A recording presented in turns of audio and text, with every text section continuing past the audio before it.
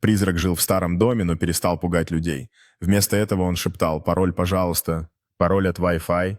Выяснилось, что призрак умер посреди эпизода Netflix и просто хотел закончить свое шоу. Семья согласилась, теперь они все смотрят вместе. Это называется дух стриминга.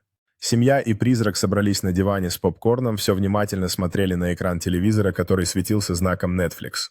Призрак и члены семьи смеялись вместе, призрак игриво подражая их реакциям на смешные сцены в шоу, создавая непринужденную атмосферу.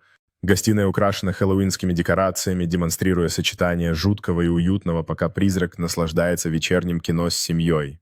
Забавная сцена, где призрак пытается использовать пульт дистанционного управления, выглядя озадаченным, в то время как семья смеется над попытками призрака разобраться в опциях потокового видео. Призрак с волнением указывает на экран, когда начинается новый эпизод, а члены семьи наклоняются ближе с выражениями ожидания и радости.